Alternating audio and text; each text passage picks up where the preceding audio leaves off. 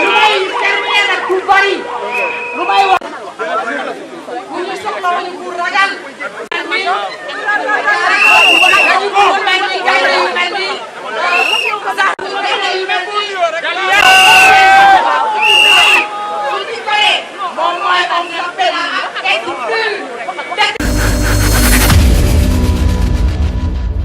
soxna si asalaamaaleykum baal ñu fàttali ñu tur bi ak lan nga ci marché bi. Waaleykum salam, je m'appelle Amina Gadiaga,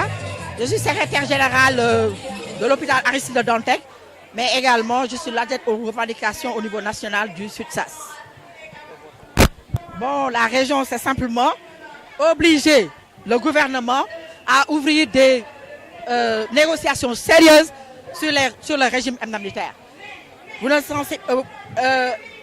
Nous avons un accord depuis 2014 et cet accord-là, c'est le gouvernement qui avait dit que c'était réaliste et réalisable. Et depuis lors, il joue au cache-cache. Et vraiment, on en a marre de cela. C'est pourquoi cela, nous réclamons aujourd'hui pour qu'on puisse quand même nous écouter et quand même satisfaire nos revendications. Donc c'est le logement, c'est l'indexation de la succession, c'est l'indexation du risque et l'augmentation encore du risque et de la succession. Mais si, qu'est-ce qu'il y a de plus pacifique d'attendre depuis 2014 jusqu'à pendant 4 ans? Mais là, nous avons fait preuve de pacifisme. Parce que si nous sommes restés depuis 2014 à maintenant, c'est parce que vraiment on a été trop patient même. On a été trop patient et on a voulu donner au président le temps de pouvoir régler nos problèmes comme il avait promis. Dire qu'on a demandé des choses réalistes et réalisables. Ben, ce que nous donnons, c'est quoi? Ils n'ont qu'à satisfaire nos revendications. Sinon, nous comptons aller jusqu'au bout. C'est-à-dire, il faut ouvrir des négociations sérieuses comme tout autre. Nous, au Sénégal, il ne faut pas donner aux autres et laisser la santé à rade. Et laisser une partie. D'autant plus qu'ils ont donné à quelques-uns des nôtres et pour laisser la grande majorité. Et là, vraiment, c'est pas juste.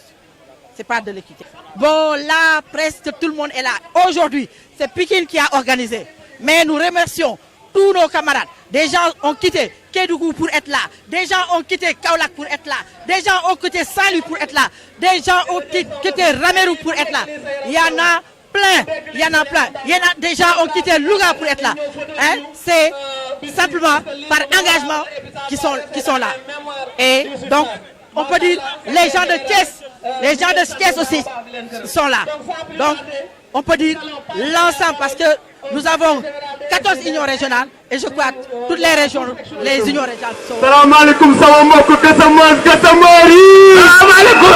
salam alaikum, Gassamari. Je leen wax ni nag ñi ñuy gën a gërëm mooy suñu secrétaire général national yi muy Mballo Dia Thiam ak Sidiya Ndiaye. Merci. ñu leen di gis nañ ni seen combat yi. seen àdduna bi yëpp loolu la. comme ñu jiitu ñu topp seen ginnaaw pour ñu waxee ñu gasam pour ñu waxee sax buddi leen ñu buddi kon nañ leen àndandoo ñu gasam.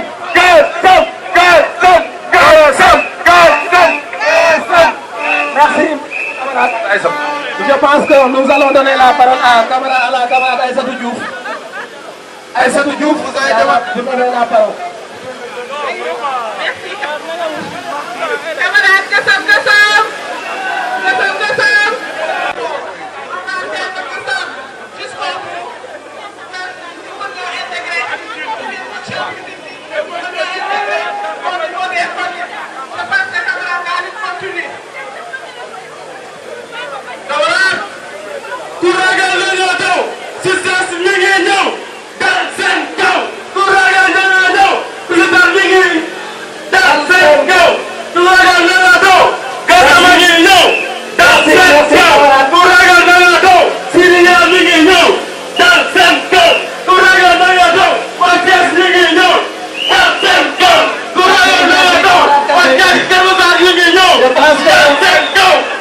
Je pense que tu as agi à un moment donné de la sous-section de l'unité.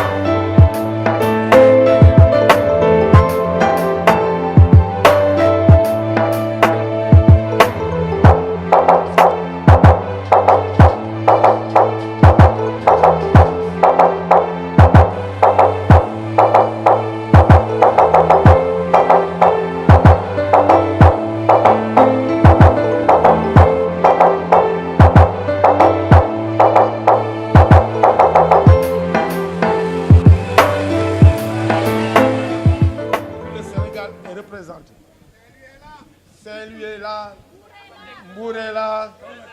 Ranérou est là, Bakel est là, Kédougou est là, Popenguine, Kaolack, Mbour, Ziguinchor, tout le Sénégal. Tout le Sénégal yéen ñëpp gis nañ leen ñu ngi leen masawu coono am na ñoo xam ni fii la ñu fanaan biig am na ñoo xam ni suba teel lañ jël oto yi di ñëw fii ñu leen yàlla indee si jàmm yàlla na yàlla delloo si jàmm. waaw li am solo nag dama koy wax si tuuti si wolof avant que ma koy wax si leneen ànd gësëm SUTSAS SUDETM moo leen woowoon fay tey jii ci ñetteelu ponk plan d'action bi grève bu 72 heures la woon ak marche nationale à Pikine ñu ngi ciy gërëm nag le camarade Maron ak ñi mu àndal yëpp ñoom Zara ñoom Petit bu Pape Boubacar fexe ba organisation bi nekk une organisation impeccable dal gan yëpp ñëw ñu am itinéraire bu nga xam ne suivre nañ ko ba ñu agsi fii ci ndigalu préfet ak encadrement commissaire ñu ngi remercier police Pikine ki taxaw bi mu ñu taxaw di remercier aussi ñëpp ñu nga xam ni jàpp nañ ci marche bi ñi ñu tudd seen tur ak ñu tudd seen tur waaye Y'en a marre marche nañ ak ñun wax ñu ni vraiment affaire santé soxal na leen te combat bi donc war nañ ci mën a bokk ñun ñoo choisir dem ci mbedd mi ñun ñoo ni dañuy externaliser lutte bi ba tax na képp ku ñëw di ci jàpp rek dañ koy jàppe noonu waaye ñun kenn mënuñu soppi ni ñu mel la ñu mel ba pare loolu dama bëggoon ñëpp xam ko li ci des ku mel ni Dianté donc camarade Dianté dañ moo suba teel di ma jox seen nuyoo ak seen soutien ak camarade Zoumarou bëggoon nañ fi teew loolu il faut ma ko parce que des syndicats de l'enseignement yoo xam ne ñu ngi suñu mbir monsieur le préfet ñi fi nekk alliance SUDETM SUTSAS ànd gësëm nag ñu bare ñu ngi koy féetale fu mu féetewul di ko jox signification bu mu amul duñu mouvement politique duñu mouvement bu soxla leneen dañuy gësëm nag parce que dafa am accord yu nga xam ni dañ ko signé woon dañ doon yëngal boobu temps bu ñu yëngalee nag ba am ko mënul rot ñu koy gësëm rek pour mu rot loolu dong la amul leneen gësëmuñu président de la République gouvernement am la ñuy gësëm pour que mu li muñ amee mu wàcce ko yaa nekk loolu lu am solo la ñu war a ñi bëgg a gësëm leneen nag nañu gësëm leneen duñ suñu accord la ñu gësëm mu wàcc ci suuf bëggoon naa loolu mu leer nañ SUTSAS mooy syndicat majoritaire dans la santé dëgg la wala dëgg voilà 98% ku ko am def naa ni yaa yor mbooloo mi yëpp SUDETM aussi majoritaire dans les collectivités locales dans le secteur surtout de la santé Sidya Ndiaye mu ngi fi Sidya Ndiaye kenn du ko présenté kenn donc SUTSAS ak SUDETM bu ñu àndee toute la santé moo fi taxaw tey de l'agent de santé communautaire ñu ngi leen di gërëm bu baax leen sant te combat bi si ngeen bokk te jàpp ngeen si il faut que gouvernement def tout pour que agence santé communautaire yi comme que am na déjà loi ensuite ñu ngi travailler si décret yi pour que fonction publique territoriale nekk une réalité bu boobaa aussi combat bi day continuer pour ñu dugal leen ngeen am ay recrutement parce que waa Pikine am na ñoo xam ne 20 ans ñu ngi daw derrière des recrutements loolu am na solo dañu ci ñëwaat tuuti si mémorandum di wax ni aussi ñeneen ñi les agents de santé municipaux ñu ngi fi ak ñeneen ñi ñu ngi rafetlu seen taxawaay étatique yi fonctionnaires yi ñëpp a ngi fi décisionnaires yi loolu mooy mbooloo mi nekk fii monsieur le préfet li ci nekk nag li ci des nag mooy dinañu jàng léegi suñu bataaxal bi ñu sargal ñëpp nuyu ñëpp di rafetlu teewaay bi maintenant monsieur le préfet am na loo xam nag xëy na bokkul ci ànd gësëm bi mais bëgg nañu ko gësëm mooy statut préfet yi parce que ñun dañoo nekk conseil supérieur de la fonction publique texte bi ñëwoon na préfet yi nekk àddina yëpp am nañu statut ba mu des préfet yi Sénégal moo tax bu leen bokk sax ci mbooloo préfet yi nekk en Afrique loolu dañ ciy profité wax le ministre de la fonction publique mu liggéey si parce que réew nañu benn yoon di sargal monsieur Sakho moo présenté woon dossier bi au nom donc disons de ñi nga xam ne ñoo nekk dans l'administration parce que les préfets aussi dañoo nekk ay fonctionnaires yu nekk si ñun te am na loo xam ne war na leen waaye képp yi ñu sol moo tax mënuñu wax comme ñun mënuñu def comme ñun ñu profité occasion bi pour sargal leen pour loolu remercier monsieur le commissaire pour l'encadrement xëy na nag ñu ngi lay jox parole bu ñu paree ñu remettre le bataaxal bi incha allah rabbi Sidya Ndiaye nag il faut que mu wax ci parce que moom mooy vice président bi bu alliance bi donc mu wax si ñaari baat avant ñu lay jox bataaxal bi monsieur le préfet waaw ci marche bi def ngeen wu ci discipline république lañ nekk nag ñun ñoo demandé autorisation de marche bind nañu préfet accordé ñu ko ak itinéraire ñu def ko ñëw ci jàmm vraiment bëgg bu ñu paree nu ñu ñëwee nu ñu demee noonu ñu def discipline dans l'ordre et dans la discipline parce que loolu mooy république bi ñuy ñëw am na ñoo xamante ne arrêté nañ leen ñu loolu mooy ma liberté s'arrête là où commence celle des autres bi ñuy ñëw am na ñoo xamante ne dog nañ tali bi ñu arrêté donc nañ leen bàyyi ñoom tam ñu dox seen soxla monsieur le préfet ñu ngi lay gërëm ci li nga xamante ne autorisé nga ñu marche bi wane nga ni c'est un acte républicain fii réew démocratie la képp ku bëgg a dox ñaxtu comme ni ko Mballo waxee aussi ñun dañuy xeex pour que waa santé vraiment ñu dimbale leen parce que sonn nañu jàppale te loolu ba léegi amuñu dara donc defe naa ne nguur gi dégg nañu te incha allah tey ci ngoon nañ dem ci waxtaan bu yaatu pour que ñu xool fan la ñuy toll donc la police aussi ñu ngi koy gërëm di ko sant parce que encadrement bi rafet na véritablement je crois que c'est ça aussi les forces de sécurité ñu ngi leen di gërëm di leen sant ci seen kii bi donc préfet ñu ngi lay jox kaddu bi vraiment merci beaucoup merci à tous les militants et bon retour à vos bases. Créer des nouveaux corps dans la santé def naa war ngeen tàcc loolu parce que c'est la mère des batailles loolu accord bu rëy la loolu avancé bu rëy la dañ doon gësam mais loolu rot na di leen xamal ni nag aussi en dehors de li nga xam ni wàccoon na mooy salaire yu JICA Cobra parce que kenn du fi wax affaire salaire yu Cobra JICA parce que fayeku nañu les travailleurs municipaux yu retraité woon doon toog ñeent at ba léegi fay ñu leen génn nañ leen seen i xaalis ñu ngi dem di fayeku loolu si dee Ndiaye mi na ko seede loolu nekk na lu rot donc gësam bi am na njariñ mi ngi rot am na leneen lu nga xam ne nag mi ngi rot à 16h à 16h lii rot xam ngeen ko mooy les 8 décrets concernant la fonction publique territoriale convoqué nañu invité nañu le bureau de ànd gësam au niveau du ministère de la gouvernance territoriale pour que ñu jox ñu loolu maanaam les 8 décrets yu concernent la fonction publique locale loolu aussi mu nekk lu nar a rot leneen ni nag mooy régime indemnitaire bi ñuy wax gouvernement bi nee na dañu convoqué le 24 ñu ubbi waxtaan yi sur le régime indemnitaire donc vendredi la ñuy xayma bu ñu jógee tey si ngoon bu ñu jógee ministère ba vendredi danañu xayma ñu seet lan la ñu war a def bu boobaa aussi di ngeen ko yëg leen remercier seen mobilisation ak seen taxawaay di remercier Yakhou Fall pour tout ce qu'il a fait au nom de la jeunesse ak ñi nga xam ne xel ni mobiliser nañu pour ñëw fi ñun ñoo ànd suba ba ëllëg lii waa Dakar wax nag dafa am solo ñun du ñu ànd ak ku yàkkamti du ñu ànd ak ku yàkkamti du ñu ànd ak ku ragal du ñu ànd ak ku siis du ñu ànd ak leneen loolu dafa am solo nañu ànd dans la discipline du ñu dem ba jeex mais dinañ dem ba am gooto ba mu sotti incha allah rek ñu gëmal tout le monde.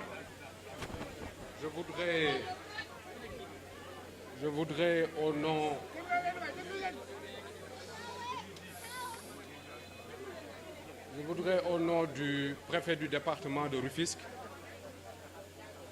M. Moustapha Ndiaye,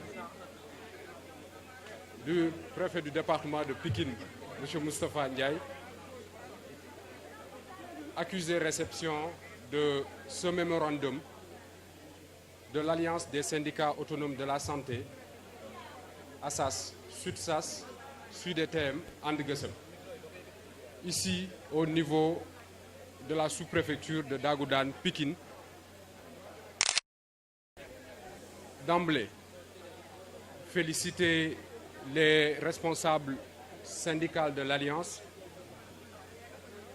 les féliciter par rapport au comportement républicain qu'ils ont eu, de bien vouloir,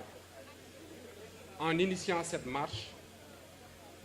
de le déclarer auprès de l'autorité administrative.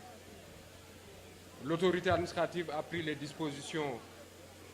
nécessaires pour faire les instructions et, en rapport avec le commissariat de Pikine, vous encadrer afin que vous puissiez tenir votre marche, comme vous l'avez dit tout à l'heure, dans la paix et la concorde. Nous devons, nous tous, nous féliciter de cette action républicaine parce que cela démontre, encore une fois de plus,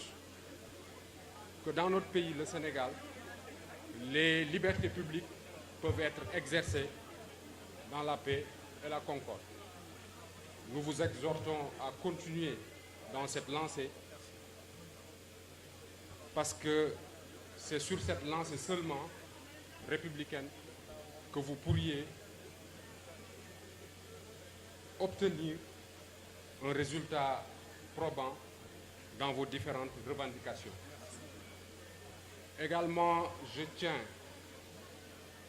à vous dire que ce que vous avez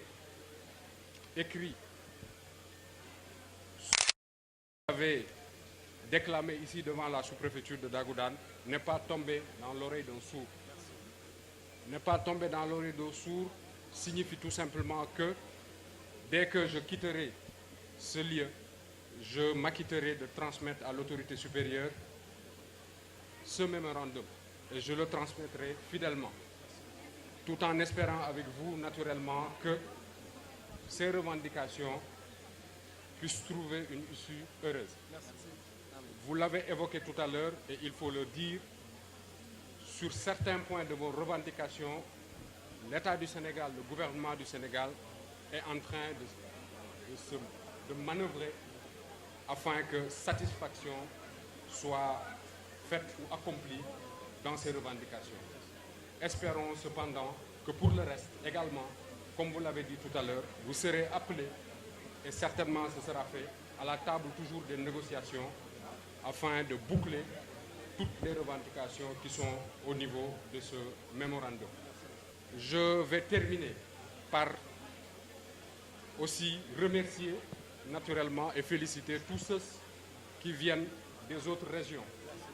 Aujourd'hui, en un laps de temps, le département de Pikine est l'agrégat de tout le Sénégal. Parce que toutes les sections syndicales, secteur santé, ou tous les corps constitués du secteur de la santé du Sénégal, affiliés à vos syndicats respectifs, sont aujourd'hui à Pikine. Nous nous en félicitons et fort heureusement, comme vous l'avez dit tout à l'heure, tout s'est passé dans d'excellentes conditions. La marche s'est tenue sans aucun incident et nous devons tous